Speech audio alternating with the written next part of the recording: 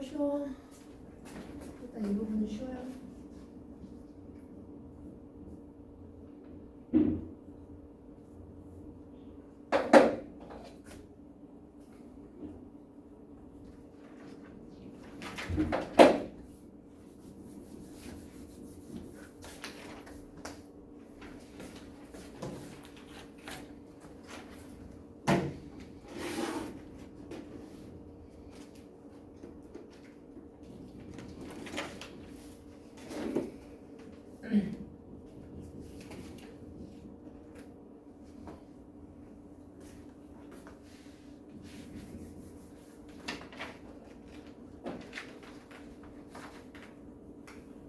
일, 2분만 더 줄게요.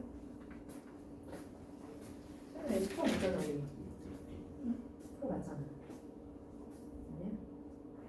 기억 안 나? 기억 좀 연결을 했어. 오늘 다 하는 거 새로우면 안 되는데?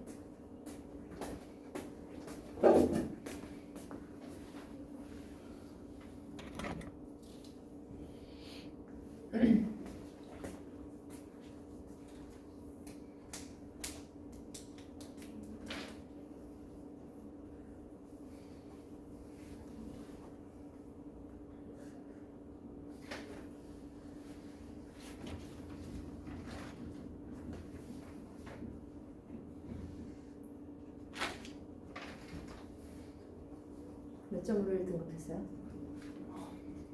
86점. 아슬아슬하네. 엄매예요? 문법 다 맞았어요? 그 시간이 없어서 언어 하나 찍어서 드려요. 매체 하나 드려요. 비문학 많이 맞았어요? 휴양 하나.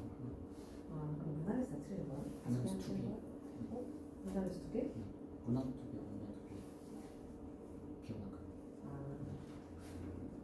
다 성문자를 틀렸구나.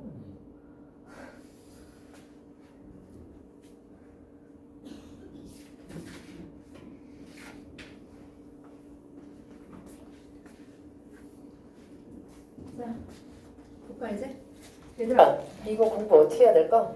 너네 시험 어떻게 나올까?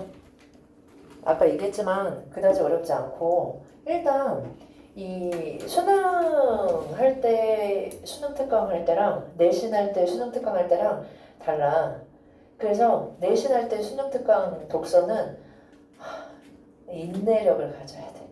지겨워. 나 별거 다 설명하고 한 줄 한 줄 다 봐. 왜냐면 혼자서 공부하면 뭐가 나쁘냐면 내가 그냥 지나쳤던 게 있어. 근데 내가 한 번 지나치는 문장은 시험 전날까지 되게 지나치는 경향이 있어, 사람이. 그렇기 때문에 그냥 나랑 처음부터 끝까지 읽어준다, 내가 읽어주는 사람이다라고 생각을 해야 돼. 그리고 마음을 내려놔. 뭔가 새로운 것을 배우고 싶고 뭔가 내가 몰랐던 거를 되게 알고 싶다라는 마음을 접어둬. 수능에서는 기출에서는 그런 것들을 계속 언급하면서 배울 수가 있는데 얘는 그냥 이거를 빈틈없이 잘 알아가야 돼. 빈틈없이 잘 알아가면 배경고 독서 문제는 그렇게 꽈서 내지 않아. 그냥 이것만 잘 이해하고 가면 맞출 수가 있는데 빈 부분이 있으면 반드시 한 문제 정도 실수가 나올 수밖에 없어. 알겠지? 실수가 아니라 틀리는 거죠. 그렇기 때문에 오늘 6개 할 동안 꼼꼼히 할 거고 말도 안 되게 이거랑 동떨어진 문제는 별로 나오지 않아. 그냥 이 본문에 충실해서 그래서 빈칸 채우기 꼭 드리는 거고요.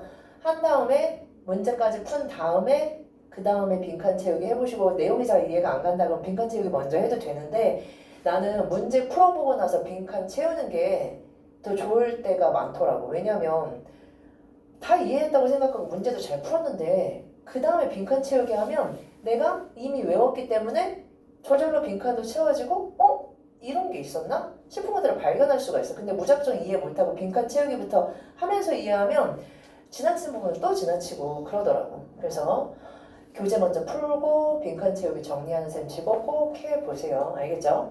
자, 동양의 전통적인 역사 편찬 관행은 이라고 얘기하고 있어. 전통적인이래 얘들아. 전통적인 거 나오면 새로운 거 나올 수 있다라고 늘 얘기했죠. 한 왕조가 멸망하면 다음에 세워질 왕조가 이전 왕조의 역사를 편찬하는 것이었다. 그렇구나. 멸망하면이라고 얘기했어. 멸망하면 그 다음 왕조가 이전 왕조의 역사를 편찬하더라. 우리나라뿐만이 아니라 동양이라고 얘기했기 때문에 기본적으로 중국이나 조선을 포함하는 말이에요. 중국에서는 이런 과정이 일찍부터 이루어졌고 4대 왕인 광종 때에 이러한 역사 편찬 관행에 따라 라고 얘기했으니까 봐봐. 광종 때에도 관행을 따르고 있었어. 당연히 그러면 고려 4대 왕은 고구려 백제 신라 삼국의 역사를 편찬할 수밖에 없지. 그게 관행이니까. 그래서 이 역사서를 김부식의 삼국사기와 구별하기 위해 구삼국사라고 부른다라고 했으니 자 삼국사기는 최초의 삼국에 관한 역사서가 아니야. 얘가 최초고 이 역사서가 따로 있는데 그 다음에 김부식의 삼국사기가 나중에 나온 거야. 그래서 우리 관련 모의고사를 풀었던 우리 소윤이는 기억이 나야 되는데 그래서 이 문제가 나왔지. 삼국사기가 최초다 하면 틀려요. 편찬에서 만들어진 역사서이다. 김부식은 구삼국사를 기본 자료로 삼았기 때문에 여기에서 많이 벗어난 건 아니야. 기본 자료는 똑같대. 중국식 자료와 국내 새로운 자료로 내용을 보완하면서 삼국사기를 편찬하였다. 기존 역사서가 있는 상황에서 새로운 걸 편찬한 건 자, 고려의 대내외적인 상황과 연관지어 이해해 볼 수 있다. 여기 별표야 얘들아. 왜 다시 썼느냐? 그걸 말하기 위해서 이 글을 쓰고 있어. 왜? 내적인 이유뿐만이 아니라 외적인 이유도 있대. 일단 대외적 상황, 네모야. 우리 얘는 사회 공부하듯이 비문학 공부 해주셔야 됩니다. 중국 송나라에서 신당서가 편찬된 것이다. 그러네. 신당서라는 게 편찬됐는데 역사 편찬 관행에 따라 얘를 새로 편찬했는데 삼국사기 편찬도 이것처럼 봐봐. 신당서, 구당서, 구삼국사기, 구삼국사 그리고 새로운 삼국사기. 중국을 따라한 거야. 뭐 때문에? 하나의 중국 선례를 보고서 그대로 했대. 특히 신당서는 고문체로 서술되어 사륙변려 문체로 서술되었던 기존의 역사서와는 차이가 있었다. 자, 그러면 고문체랑 사륙변려 문체랑 구분하실 수 있어야 돼요. 얘 구분하면서 읽어야 돼. 사륙변려 문체로 서술되던 기존의 역사서와 고문체는 차이가 있대. 공자와 맹자가 쓴 문체인 고문체는 비슷한 의미를 가지는 글자의 중복 사용을 엄격히 피하였기 때문에 자 봐봐. 논리적인 내용을 서술하기에 적합하다. 문장이 간결하다. 1번이고 2번이야. 고문체의 특징이죠. 그거와 반대로 물결 사륙변려 문체는 문장이 어땠대? 장중하고 화려했다. 하나밖에 안 나왔네. 사륙변려 문체는 간결성 떨어져서 고문체로 고문체로 서술하기 좋은 것은 오히려 더 논리적으로 표현할 수가 있었다. 글자의 중복 사용이 논리를 더 해쳤나 봐. 그지? 김부식은 당송대에 일어난 고문체 부활운동 풍조에 따라 그럼 김부식은 둘 중에 뭘 따랐어? 여기야 얘들아. 고문체 부활운동의 풍조 이걸 따랐대. 고문체의 수용을 주장했고 역사의 기록도 고문체 문장으로 서술된다는 생각을 했던 것으로 보인대. 자 그러면 이거에 따라서 김부식은 역사는 논리적으로 기록해야 된다는 생각을 가졌었겠죠. 고문체를 사용하자고 주장한 건 역사는 화려한 기록이 아니라 논리적이고 간결한 기록이어야 된다고 주장했을 거야. 그쪽에 찬성했을 거야. 이는 김부식이 삼국사기를 인종에게 바치면서 올린 진 삼국사기표에서 확인할 수 있다. 구삼국사로 추정되는 고기의 기록이 거칠고 졸렬하다고 하면서 고기의 문체에 문제점을 지적했는데 삼국사기가 고문체로 서술된 것은 문체에 대한 그의 생각과 지적이 반영된 것으로 볼 수 있다. 자, 그럼 봐봐. 구삼국사를 다시 쓴 이유 중에 하나는 뭐 때문이다? 문체 때문에. 문체 때문에. 다시 썼을 것이다. 우리 추론해 볼 수 있죠. 자, 이게 지금 문체에 대해서 얘기를 했는데 문체는 중국 문체를 가지고 왔어. 맞지? 우리나라에서 전통적인 문체를 따른 게 아니야. 그렇기 때문에 지금까지는 우리 무슨 얘기한 거야? 대외적인 상황 얘기한 거야. 이것도 바꿔놓으면은 문체는 제대로 이해해놓고 문체가 대외적인 이유라는 거 까먹으시면 안 돼요. 알겠죠? 구조가 그래. 여태까지 문체 얘기는 대외적인 것이었고 중국의 영향을 받았다라고 이해하셔야 되고 대내적 상황으로는 정치체계와 체제와 정치적 상황이다. 고려는 유교 사상을 바탕으로 했는데 얘들아 요거 좀 주의해 둡시다. 고려는 원래 뭐가 주냐? 불교.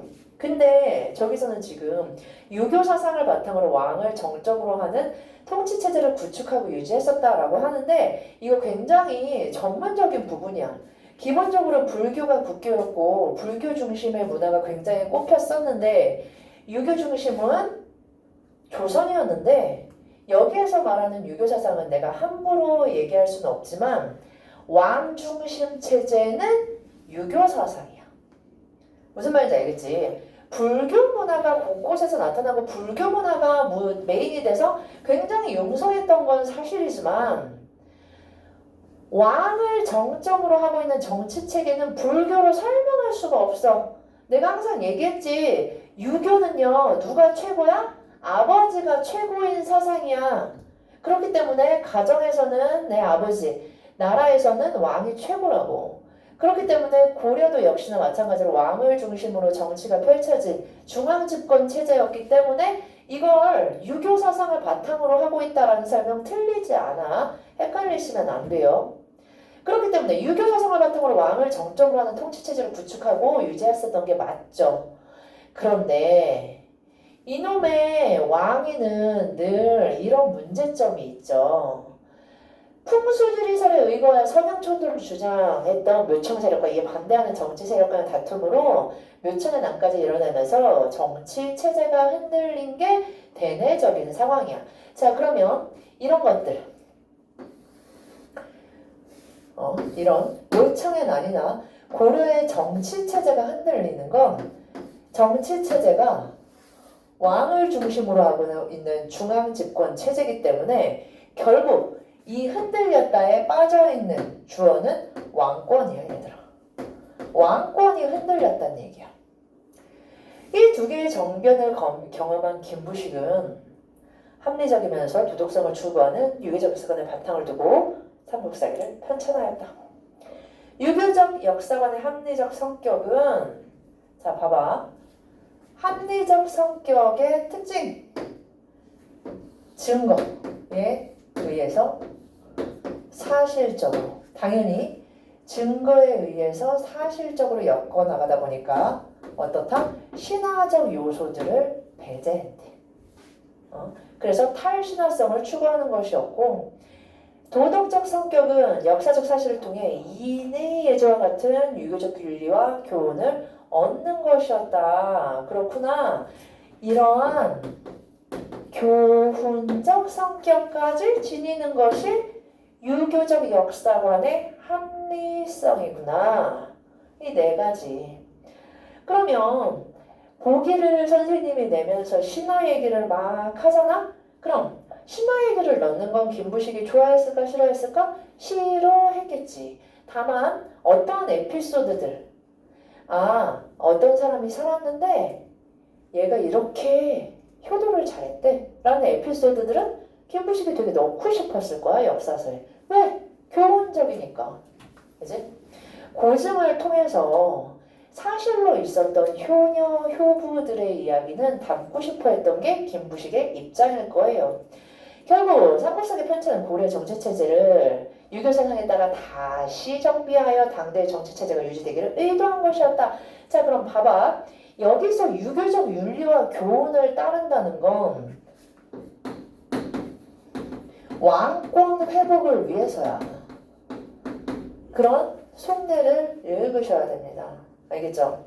삼국세계 편찬에 대한 그 의도는 사론과 기이한 현상이나 감과 같은 제2에 대한 기록에서 엿볼 수 있다. 제2는 별표 쳐져 있지만 그냥 아셔야 되는 단어예요. 기출문제 풀면서 제2가 얼마나 많이 나왔는데 제2를 모르면 안 되지. 제2는 홍수나 가뭄이나 월식 같은 거를 제2라고 얘기하죠. 제2에 관한 기록을 엿볼 수 있다. 사론은 네모치고 특징 알아두세요. 특정 사실에 대한 편찬자의 적극적인 가치 평가가 담고 있는 글. 그래서 얘는 사기라고도 얘기하고 요 가치 평가가 들어있다는 점이 특징이야. 삼국사기에는 왕에 관한 정치 일반을 다루는 기록인 본기와 삼국의 왕을 제외한 인물들에 대한 기록인 열전 속에 있다라고 얘기하고 있어. 아, 여기 봐봐. 열전도 있고요. 뭐? 본기도 있대. 삼국사기에 열전도 있고 본기도 있는데 본기는 뭐? 왕. 왕을 제외한 인물. 열전. 삼국사기의 사론은 유교경전의 준거에서 실천적 의미를 지니고 있다는 점에서 권계, 교훈 준다는 거. 권계의 의미가 담겨있다고 볼 수가 있다. 한편 제2에 대한 기록은 여기 별표 치세요. 가장 변형이 많이 되는 부분이야. 첫 문제나 오행지의 별도를 정리한 중국의 경우와 달리 본기에 담겨있다가 밑줄 2개야 얘들아. 이상해. 제2는 날씨에 관한 거잖아. 날씨 재앙이잖아.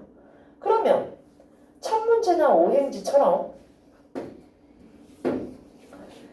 날씨를 적는 부분에 들어갔었어야 되는데 중국은 그렇게 했어. 그래서 본기나 열전 이러한 구성들은 지금 중국의 역사책을 그대로 따르고 있어. 그런데 희한하게 우리나라만 본기의 제1을 기록했대. 너네 기출에서 그런 거 풀어본 적 있어요? 천인가몽설이라고 들어봤어? 천인가몽설이 뭘까나? 기출에서 풀어보지 않았어요? 하늘과 인간이 어떻단 얘기야? 서로 감응한다는 얘기야. 하늘과 인간이 서로 감응하는데 여기서의 이는요? 누구 얘기하는 거야? 왕 얘기하는 거야. 왕. 응? 자, 그래서 봐봐.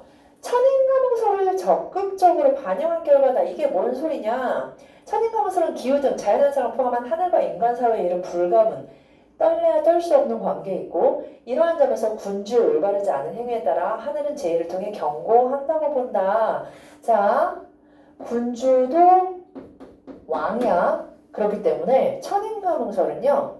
홍수가 났어. 그러면 왕한테 가서 그렇게 얘기하는 거야. 왕이시여, 어떤 불순한 생각을 하셨길래 이렇게 홍수가 났습니까? 제발 마음을 더 다스려서 수련하시고 정진하십시오. 그래서 이렇게 얘기하는 거야. 오케이? 혹은 이런 경우도 있어. 이게 왔다 갔다 했는데 방금 거는 날씨가 결과였지. 왕이 나쁜 짓을 해서 날씨가 나빠졌다. 그런데 이런 경우도 있어. 가뭄이 이렇게 들은 걸 보니까 아무래도 나쁜 일이 생길 것 같아요. 나쁜 일이 생기기 전에 왕이 이렇게 하셔야 됩니다. 이런 두 가지 경우들이 역사에서 흐름을 타고서 왔다 갔다 예언도 되고 결과도 되고 이랬단 말이야. 자, 그럼 봐봐. 본기에다가 왕에 관한 기록을 넣는 데에다가 제1을 넣었다는 건 제1을 통해서 왕을 평가하겠다는 거야. 역사서에 왕에 대한 평가를 넣겠다는 거는 그만큼 왕을 중심에서 생각하겠다는 거야. 그렇기 때문에 따라서 결과적으로 뭐다? 삼국사기 편찬의 정치적 의도가 뭐였어? 유교로서 왕권을 바로 세우는 거였단 말이야. 김부식에게는 제의는 중요할 수밖에 없었어. 제의랑 왕이랑 관련이 깊다. 이러한 의도를 편찬으로서 나타낸 거야. 편찬 의도를 통해서 왕권을 바로 세우고 싶다라는 걸 집어넣은 거야. 김부식은 진삼국사기표에서 인종대의 지식인 계층이 중국 역사에는 해박하나 삼국의 역사에 대해서는 그 정보를 알지 못한다고 지적했다. 따라서 삼국사기 편찬은 삼국의 역사를 읽도록 만들었다. 그렇대. 역사를 되게 많이 집어넣었나 봐. 삼국사기를 읽은 지식인 중에는 삼국사기의 사료 수집이 관청이나 정부의 자료를 중심으로 했기 때문에 사료 수집이 부족하다는 인식을 가진 사람도 있었고, 그러면 밑줄 치고 우리 추론을 한번 해볼까? 관청이나 정부의 자료를 중심으로 했기 때문에 어떤 그게 부족했겠어? 당연히 개인사가 부족했을 거야. 그지? 정부나 관청의 자료면 수치로 나타내거나 통계로 나타내거나 혹은 역사적으로 큰일이나 그런 것들만 나왔겠지. 재판을 갔다거나. 하지만 그냥 개인적인 일들은, 작은 일들은 당연히 자료가 부족했겠죠. 이 길보와 같이 삼국의 역사를 재인식하는 사람도 생겨났다. 이로 인해 삼국사기 이후에 편찬된 역사서는 삼국사기가 마련한 역사인식의 바탕에서 그것을 보완하거나 극복하려는 내용으로 기술되었다. 뭐 끝에는 별 내용 없고요. 일단 여기가 이 글의 핵심이라서 제목도, 여긴 따로 제목 안 나왔지만 이 수능특강 설명서나 이런 데서 제목을 붙이기에 김부식의 삼국사기 편찬의도라는 제목으로 얘기를 합니다. 이 글을. 오케이? 자, 그럼 문제 봅시다. 1번에 몇 번이요? 답 5번이죠. 열전이랑 왕이랑 연결시키면 안 돼요. 2번 기억의 이유로 적절한 거, 이거 별표 치시고 2번에 답 3번이죠. 이거 봐봐. 논리적으로 기록하려 했기 때문에 고문체는 논리적인 거랑 늘 연결시켜서 생각해 주셨어야 된다. 알겠죠? 그래서 이번에 3번. 3번은요. A에 대해, 삼국유사에 대해 보일 수 있는 반응으로 가장 적절한 것은, 얘들아 답 몇 번이야? 가은아 답 몇 번이야? 4번. 그렇지. 4번. A에 신화나 전설이 많이 수록되어 있는 것은 삼국사기와의 차이점이죠. 삼국사기는 탈신화적인 걸 목표로 했어. 그렇기 때문에 김부식의 관점과 이련의 관점이 달랐음을 나타내고 있죠. 그죠? 다른 거는 뭐 별거 없고 3번에 4번. 자, 이게 별표야 얘들아. 이 별표야. 근데 이게 되게 헷갈려.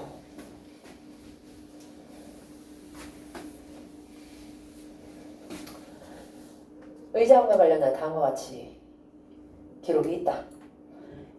여름 4월에 이래서 두꺼비가 막 이래가지고 누가 잡으러 오는 것 같더니 쓰러져 죽은 자가 100명이나 되고 재물을 잃어버린 자는 셀 수 없었다. 이런 게 제일이죠. 그쵸? 재앙이야. 너나야 말한다. 백제의 마지막에 이르러 행하는 일은 하면서 사론이 되어 있네. 그치? 하면서 평가. 평가. 여기는 제2 부분이야. 자, 답은요. 1번. 가는 한 국가에서 일어난 기이한 현상이라는 점에서 가에서 정치적 평가를 제2에 넣음으로써 제2의 신화적 성격을 지우려 했던, 얘들아 제2의 신화적 성격, 이거 자체가 여기가 틀려. 신화적 성격을 지우려 했던 건 맞지만 제2에서 신화적 성격을 지우려고 했던 게 아니라, 사실 제2가 신화적 성격이냐 아니냐를 떠나서 진짜로 믿고 있었기 때문에 우리가 보기에야 제2를 신화적으로 해석했네 라고 했는데, 그렇게 생각하는데 당시에는 제2가 신화였나? 아니죠. 과학이야. 그들에게는 천인가몽설을 믿었다니까. 그렇기 때문에 제2의 신화적 성격을 지우려고 했던 거 아니고 왕도의 저자 사람들이 까닭없이 놀라서 달아나는 것이 어쩌고 저쩌고. 왕이 잘못했다는 얘기야. 그치? 그렇기 때문에 4번의 답 1번입니다. 다만 2번부터 5번까지는 좀 기억을 해둡시다. 문제 변형하기 굉장히 좋죠. 가와 같은 제2의 기록이 중국의 역사사를 달리 본계에 있다는 점에서 천인가문설의 관점으로 천인가문설의 관점이면 왕의 실체를 평가한다는 관점으로 제의를 이해하려 했던 이게 딱 정치적 의도야. 이게 딱 삼국사기의 의도라고요. 그래서 2번 별표 해놓고 내일 시리니까 선지까지 기억해 두도록 합시다. 나에서 백제의 행위에 대해 도리어 어긋나게 행하는 것이 많았다고 있으라는 점에서 유기적 역사관의 관점이 사론에 반영되어 있음. 그치? 당연하고요. 나머지는 읽어 봅시다. 교훈도 얘기했었고. 오케이? 3, 4, 5번 다 기억하는데 2번이 주제라는 거 다시 한번 기억해 둡시다. 오케이. 11 뒷장 풀어봐.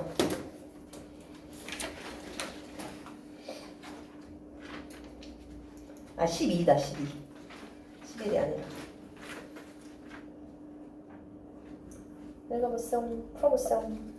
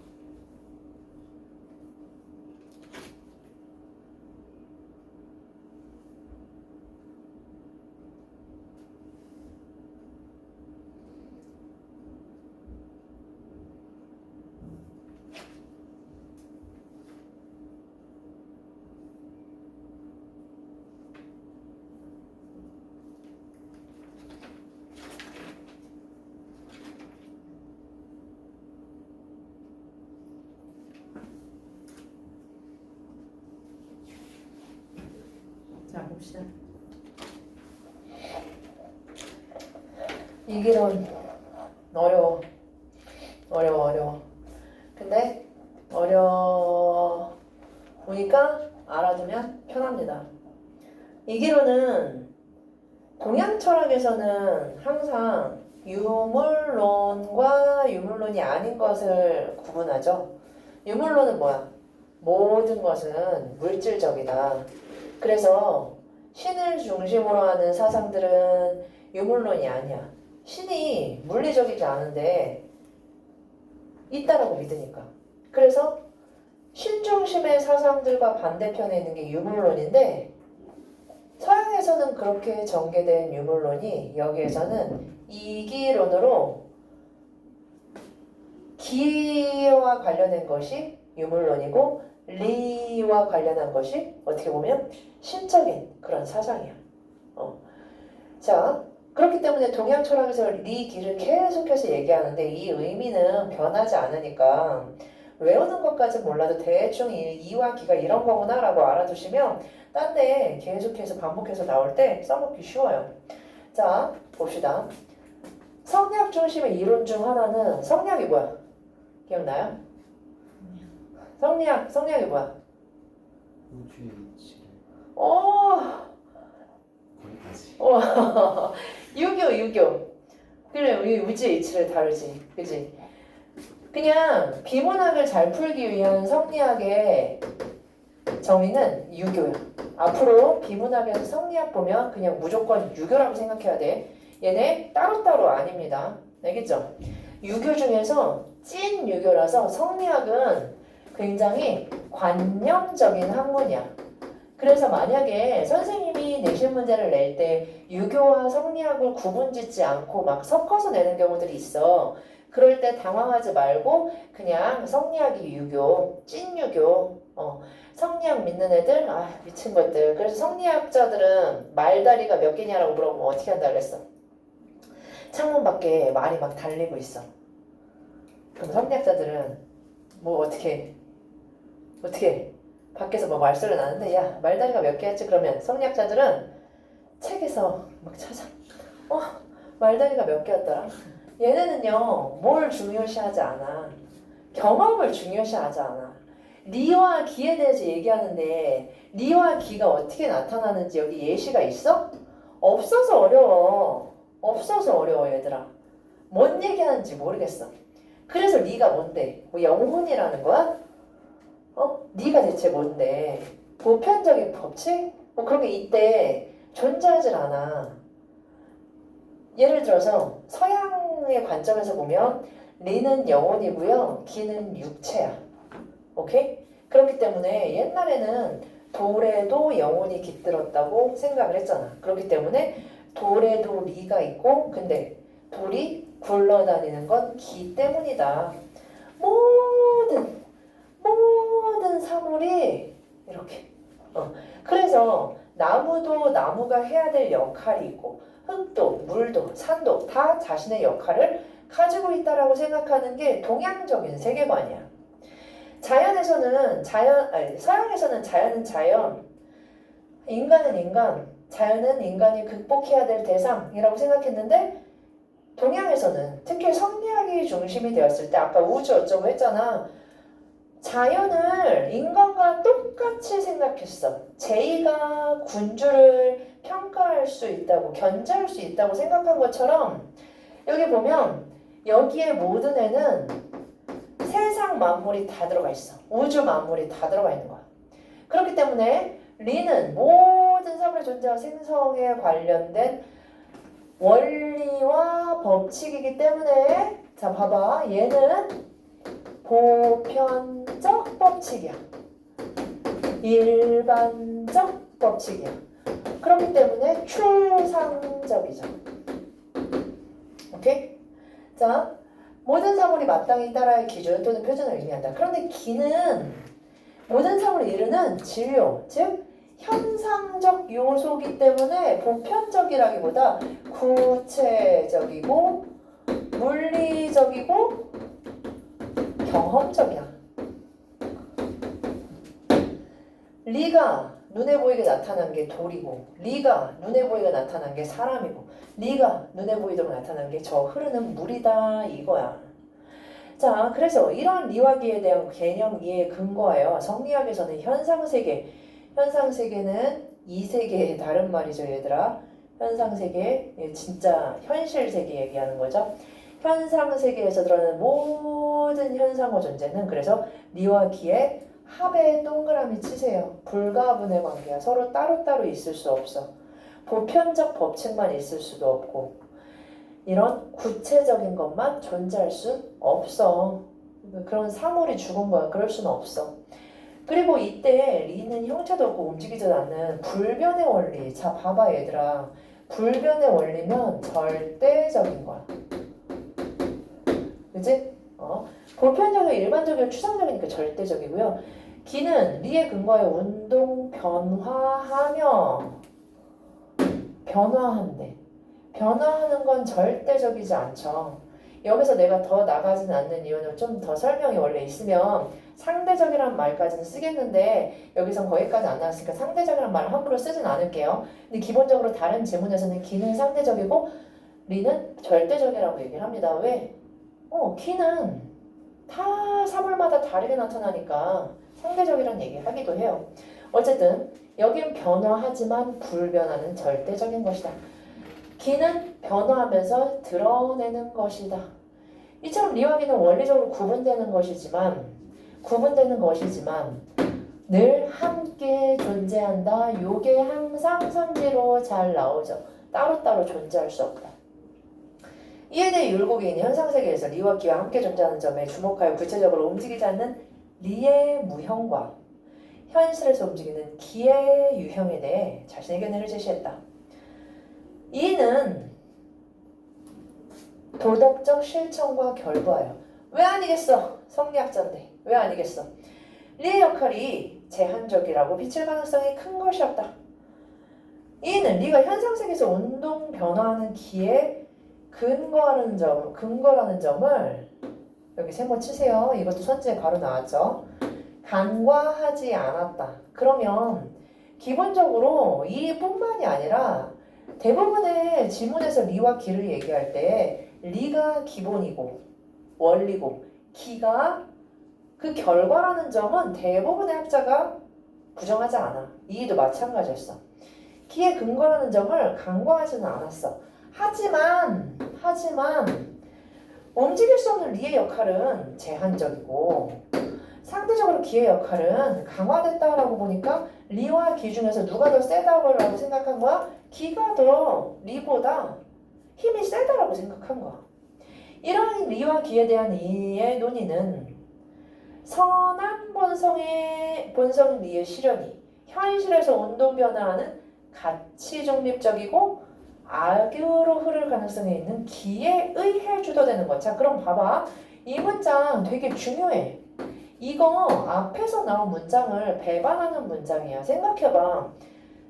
리가 보편적이고 그거의 결과로 기가 나오는데 기가 주도를 해? 이런 주객전도적인 현상 앞에랑은 안 맞기 때문에 뒤에서 비판을 받는 거죠. 그렇죠? 어쨌든 이해는 이렇게 얘기했대. 결국에 악으로 흐를 가능성이 있는 운동성이 있는 기가 운동성이 없는 리를 좌지우지할 수 있다는 거야. 그렇기 때문에 성리학에서 추구하는 도덕의 실현을 제한할 수가 있대. 그렇대. 자, 그렇기 때문에 이 문장 되게 길고 리에가 실현하면 도덕적 실현이 제한될 수가 있대. 이러한 한계를 극복하고자 이의 계승자들은 선의 실현을 근거짓는 논의를 거듭하였고 19세기에 이르러서 기정지는 비판적인 논의를 전개하면서 아니 리가 실현되면 도덕적으로 문제가 생긴다고?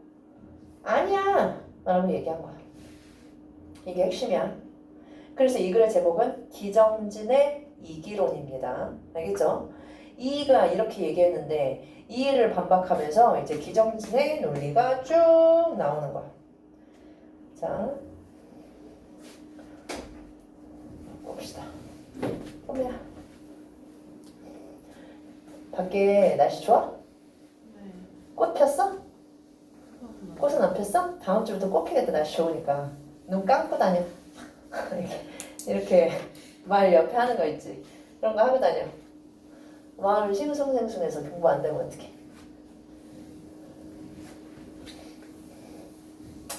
자, 여기 밑줄 쳐지는 얘. 도덕 실천의 근거로서 리의 적극적인 역할을 강조하는 게 기정진이야. 그래서 도덕적 세계를 이상으로 삼고 누군들 안 그랬겠냐마는 어쨌든 이를 구현하기 위해서 도덕적 가치를 리에서 찾았다. 조선 성리학 6대가 중 한 사람으로 평가받는 기정진은 자칫 기의 능동적인 운동 변화를 인정하는 것으로 오해되는 것에 관심을 기울였다. 얘들아 봐봐. 이와 리에 대한 견해가 기의 여기가 중요한 거야. 능동적인 운동 변화를 인정하는 것. 그건 오해래. 그럼 여기에서 이의 의견과 기정진의 의견 헷갈리시면 안 돼요. 이가 기가 능동적이라고 얘기했는데 기정진은 그걸 오해라고 얘기했다고. 하도 이가 야 기는 잘 움직여 라고 얘기하고 다니니까 기정진이 네가 자꾸 기가 움직인다고 하니까 사람들이 다 기가 능동적으로 움직이는 줄 알잖아. 이렇게 얘기한 거야. 오케이? 그는 리를 현상세계를 관통하는 원리로 파악하고 기의 운동 변화는 모두 리에 근거하여 그러면 능동적이지 않다는 얘기야. 알겠지? 기가 지 혼자 미쳐 날뛰는 게 아니라 리에 근거하여 이루어지는 것이기 때문에 리가 운동 변화의 원인이지 기가 이런 것도 없이 지 혼자 능동적으로 움직이는 건 아니라는 얘기야. 특히 그는 기의 능동적인 운동 변화에 대한 인정이 현상세계의 원인이자 현상세계를 관통하는 도덕 원리인 리를 부정하는 것으로 이어진다고 파악하였다. 지금 봐봐. 기가 능동적으로 운동 변화한다면 그건 리를 부정하는 거야. 그러면 안 돼. 이렇게 얘기한 거야. 그래. 구조가 이렇게 됩니다. 알겠죠? 아니 어떻게 기가 능동적이면 너네 세상의 보편 원리인 리가 없다라고 말할 거야? 이게 어떻게? 능동적이야. 기다려. 잠깐만 소파에서 기다려.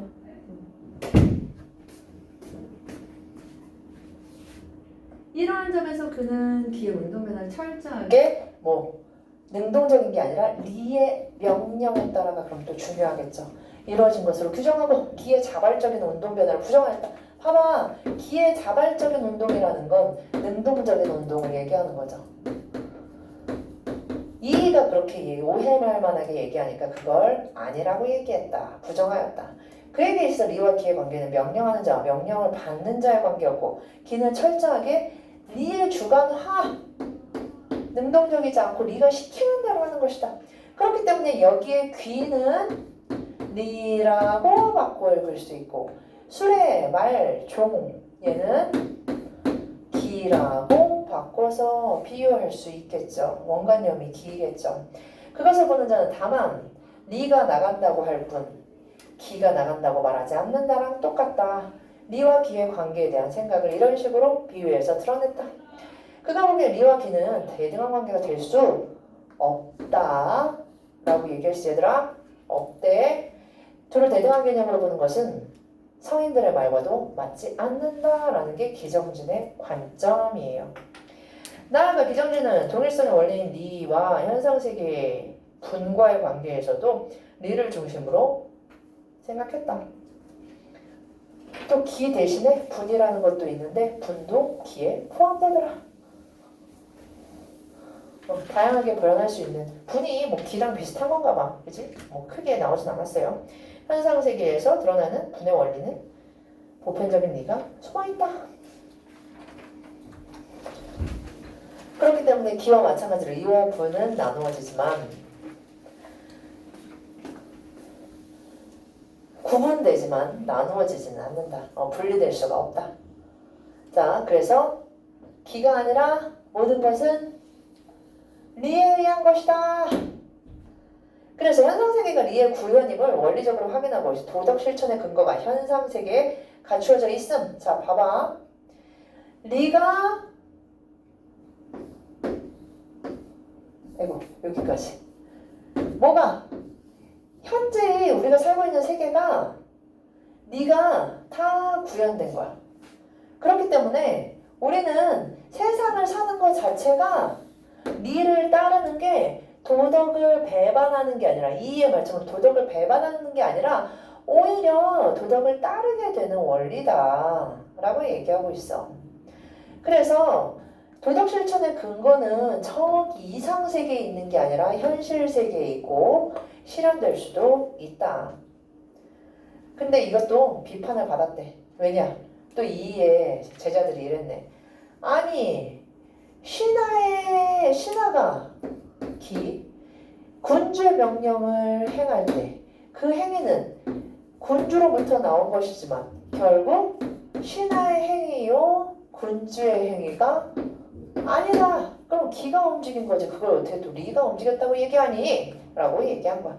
기정진의 주장을 반박하였다.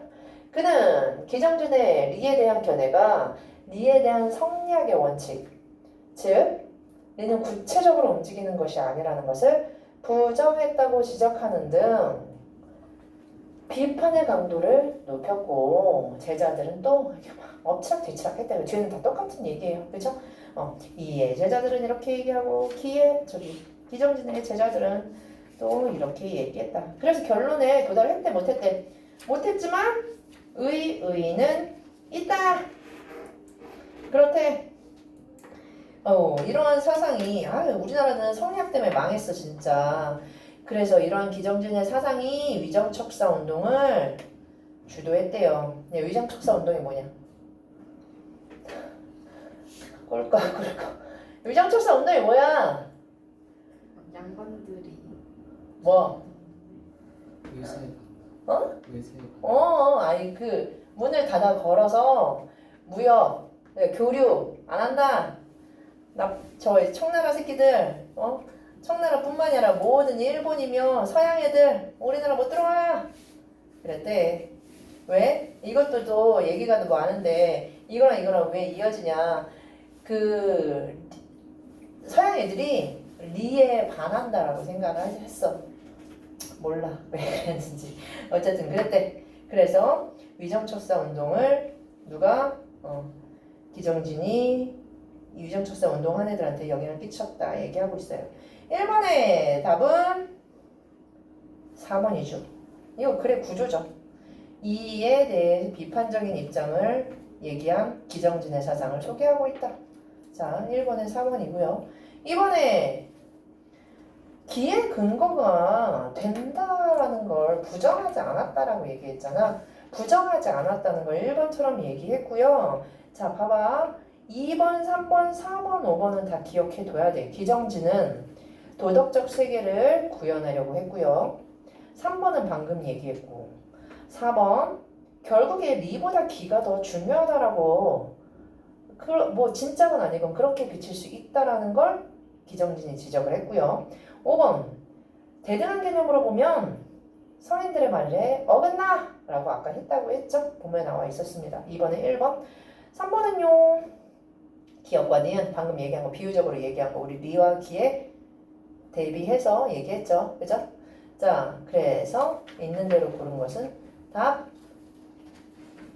방금 니 기 바꿔서 읽었더니 2번밖에 없지. 기억 니은 디귿만 맞죠? 오케이. 오 문제가 많네. 4번은요 우왕 A, B가 뭐더라? 네네네. 내가 착각했다. 미안해요. 3번에 2번 다 고개 끄덕였고 4번도 네 5번이죠? 그지? 5번에 답 5번이네요. 그죠? 기정진은 기의 자발적인 능동적인 변화를 부정하였다는 게 핵심이고 임성준은 여기 안에서 다시 보셔야 돼요. 그죠? 반대로 얘기했어. 근원적인 존재가 기고 니는 기를 초월할 별개로 존재하는 실체가 아니라고 봤다. 아, 그렇대. 완전 다 반대로 얘기했네. 그래서 기가 스스로 작용하는 방식을 리라고 부를 뿐이다. 그럼 기가 능동적으로 움직인다는데 찬성한 사람은 이 사람이네. 그지? 이의 입장과 조금 더 가깝겠네요. 그렇기 때문에 5번의 답은 5번. 6번의 답 1번. 오케이. 13번까지 하고서 쉴게요. 13번 또 별로 어렵지 않아요. 보세요.